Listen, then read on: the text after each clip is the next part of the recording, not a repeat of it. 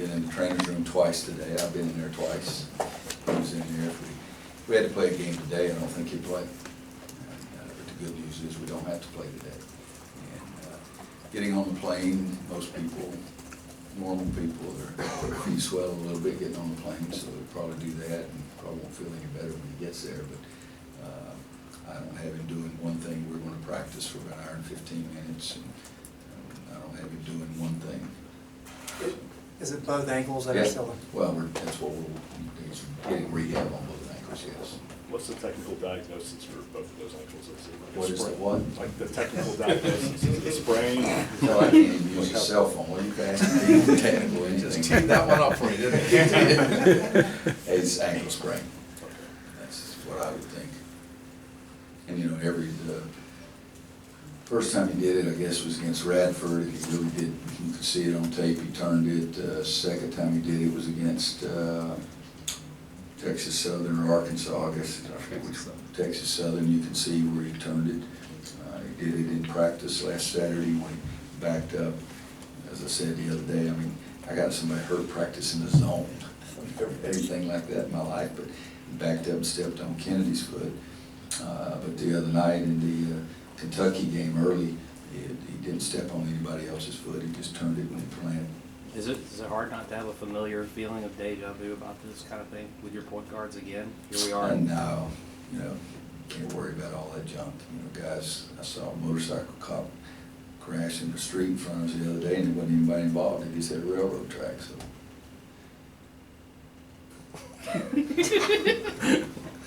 I mean, he rides that bike for a living and it's laying in this little street. So, no. Till you brought it up, I hadn't thought about Kendall. Coach, now that you had a chance to see Oregon and see some of the things they do, what they do well and what scares you? I haven't seen them. And don't laugh. Every game I've ever coached, I start watching them the day before I worry about North Carolina. I changed last week because we had all that time before the game. I watched 2 games, Butler on, when did we play, Friday? Friday. So I moved it up one day and started on Wednesday. But now Hubert Davis has seen him play 88 games. But I pay him that exorbitant salary so he tells me what the crap to do in practice. But I am changing. Last week I started on Wednesday, so tonight I've already given them what I want on the laptop. It's a 4.5-hour flight, so I'm going to watch Oregon, Kansas tonight. I saw them in Maye. They were in the tournament with us. I know Dana, I know Tyler Dorsey, Dylan Brooks, Jordan Bell. They're very athletic, they're very good, very gifted. I saw them play some game where they beat somebody by 30 for about 3 minutes. But I'm not trying to be humorous with you. It's just that everybody that comes to every press conference, that's what I've done my entire life. But NCAA tournament, I moved it up a day last week, and I'm moving it up 2 days this week. You have some history with Dana, I know, going back to his days at K-State. What can you say about, the defining characteristics of his teams, and what do you remember about those times? You realize that was 20 years ago. I do. Okay. He's a great guy. Reva's wife, she's really a good person. I enjoy being with him. They play man-to-man most of the time when he was at K-State. I'm drawing a blank. Had a little guard that turned around right inside the free throw line and shot and beat us in Allen Fieldhouse one time. And I'll remember his name before the end of this press conference. But he's a very, very good basketball coach. And I know that they're going to play extremely hard. I know that they're going to be unselfish. And I know that the best shooters are going to take the most shots. And I think that's what I remember about Dana's teams. But it's, again, nobody believes me, I haven't watched any of their games yet. That's just who I am and what I do. I watch guys that were getting ready to play, and I watch Sports Center and the Golf Channel, and that's it.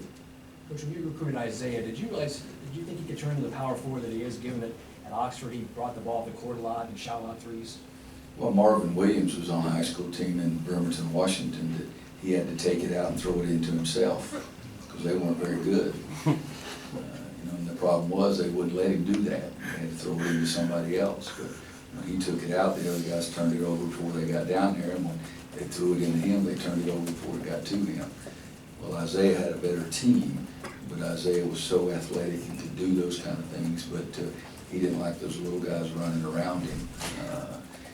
Go back and talk about Isaiah bringing it up, but I think he had 35 and 33. I remember that. I don't remember how gifted he was bringing the ball up against the press or anything. He starts dribbling up the court now. My heart fibrillates quite rapidly.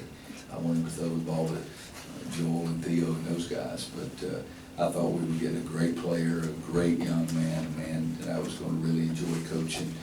And he went from 19 or 20 free throws in a row to 1 for 5 the other night, or 0 for 2. I guess 1 for 5 and then 0 for 2. So he's still a kid, but I've enjoyed coaching him as much as anybody. But I didn't recruit him to bring the ball up the court. When you have a guy like Luke that's had a certain role for you all year, but he's kind of the hot hand, not just the last game, but even the Butler game. Do you do anything differently as a coach with a guy that you ride the hot hand and change anything?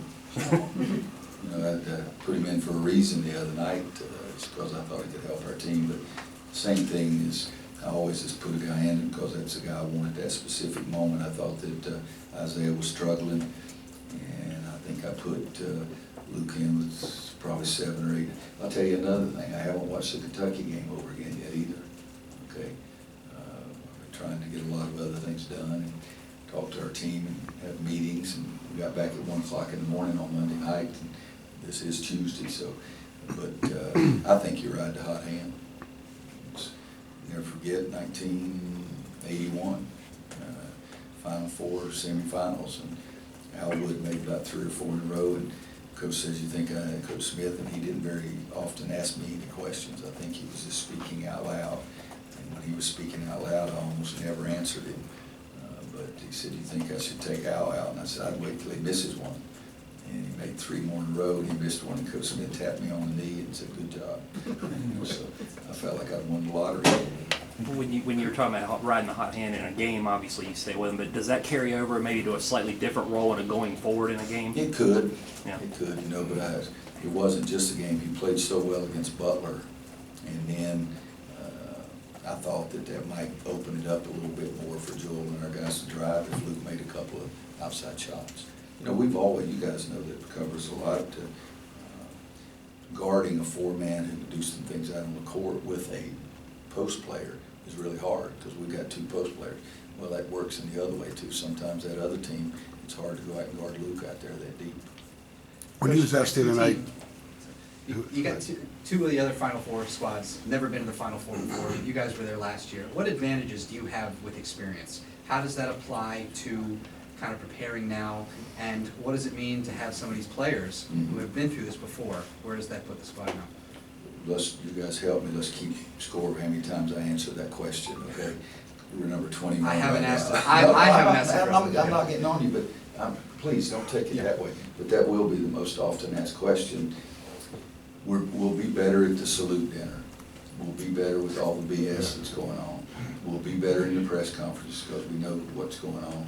But when the game starts, it makes no difference. I really believe that. I mean, Duke went down there 2015, and they played all freshmen. You know, some of those other teams that had been in the Final Four, been around. If you can play on game night. And it will help us because the distractions beforehand, but I don't think it helps you play the game. Now, you could say, and maybe rightfully so, if you don't have as many distractions, you can focus more. I don't want my guys staring at the wall,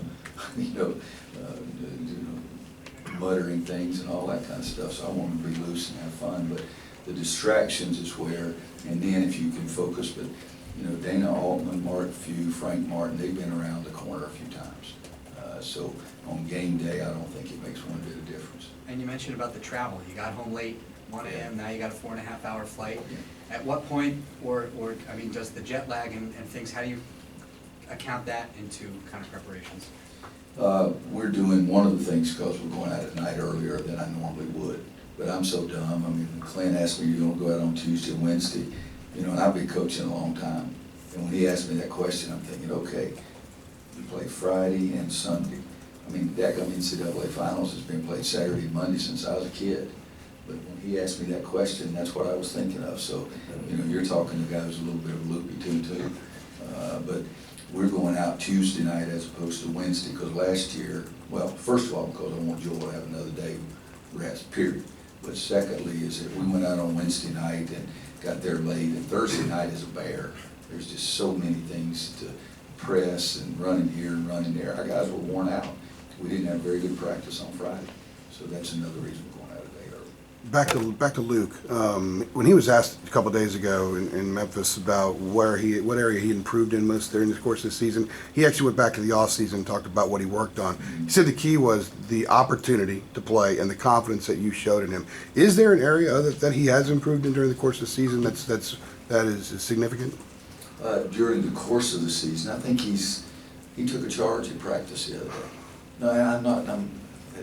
No. I know it's 99 practices he finally took one, but that's true. You know, so many times earlier in the season he would jump up trying to block a shot, and I said, boy, know who you are. You know, you're not Darnell Hellman or any of those guys. You are Luke Maye. And so sometimes when a guy's driving, it's okay to try to take a charge. So he listens and he tries to do those kind of things. His shot has been there, and he's gotten better at it. He's gotten more consistent. He's not as streaky as he used to be. Every time he shoots it, I think it's going in. And that's gotten better during the course of the season. But I'd say defensively, understanding who he is and just the experience and the playing time has made him better, probably defensively than anything else. Coach, on that same sort of topic, I think you ended up giving Luke that first-year scholarship around May of his senior year in 2015. So what, did someone else give, I can't remember, what was the domino that allowed him to get that scholarship? I'm glad you can't remember, because I can't either. I can't remember who, Yeah. but I was holding the scholarship for someone else. And when I talked to Luke about it, but it was in the fall. He decided to come in the fall, and he was going to come and pay his own way his freshman year. And then I promised the family that he'd have a scholarship after that. So that decision was made in the fall, and then in the spring, and I can't remember, and maybe it's more than one guy, but all of a sudden I realized I have a scholarship, and that's when I tried to have fun with Luke, and he was too serious. Probably told you remember what I said to him? I can't remember. Okay, I don't, you remember? Does anybody, I don't want to be redundant, tell you the same exact Be redundant, story. sure. How does an 18-year-old spend $1,000 on a weekend at the beach, though? Hey, give me a chance. But I didn't only drink. But I called him and told him, I said, we talked to him, I said, I want you to do me a favor, go on to your mom and dad, and tell them you'd like $1,000 to go take your buddies to Myrtle Beach and blow it this weekend. Stone silence. He said, Coach, I don't think I can do that. I said, well, you should be able to, because I want you to, after that, they'll look at you like you're crazy, and you can say, well, Coach Williams just called me and offered me a scholarship at an in-state student that's worth $25,000. So the least they can do is give you $1,000. You're saving them $24,000. He said, "Oh, okay, maybe I did." But and if you've heard that story before, I apologize. But that's the conversation. And I asked him. He said, "I didn't exactly do it like you wanted to, Coach." He said, "But I did go in and tell them pretty quick." And that kind of thing. We may keep track of how many times you tell that story. Here's another question. That means he's playing well. I hope the Dickens, I get to tell that story a long time about how stupid I was. I'm sorry if this one was asked before as No, well, no, but. I seriously wasn't getting on it, but I will say this, everybody that I've talked to, Yeah. everybody, in any type of setting, don't you think your experience is gonna help you, or do you think your experience is gonna help you, or you've been here, I'm seriously. Well, I asked what you learned, so. Yeah, you can tell I didn't learn anything. I didn't even remember your daggone questions. Yeah, no problem. You know, you're going to Phoenix, it's mostly across the country, but you know that fans travel well. What's that mean for the team when you go to Phoenix, kind of foreign territory, and then it turns into potentially another home game? You haven't been to too many Final Fours. The home game was when we played Detroit, and Michigan State had 65,000 seats, and we had 3,000. That was the home game. I think South Carolina will really travel well. I know Gonzaga will really travel well. Oregon is a lot closer. They'll really travel well. The excitement of being there the first time in quite a while really gets your people even more fired up. And yet, saying that, we've sold more tickets this year than we did last year. And last year we hadn't been in 6 years. But I think when you get in the really big domes, I don't know that you feel a home crowd. I really don't. Maybe I'm the only guy that feels that way. But in St. Louis, when we won it there, we were playing Illinois, and you know that Missouri line also borders the Illinois line, and so there was a lot more orange in there that night than anywhere else. And in Michigan, there were a lot more green in there than anybody else. But I think that we'll have a good crowd out there, but corporate sponsors get most of the tickets anyway, so it'll be interesting to see how many they have. So if they're not in the stands and it becomes corporate, what can fans do to make them feel a part of it? How can Although I think you mean the fans themselves? Yeah. Oh, the Final Four is one of the greatest experiences there is. I mean, the fan fest and things that are going on, and you're there for a couple of days before the game starts. The fans, I've never had anybody that went to a Final Four that didn't really enjoy the whole experience. Now, if their team lost, they were mad about that. And then I think your players see that, because we're sort of cubbyholed at our hotel.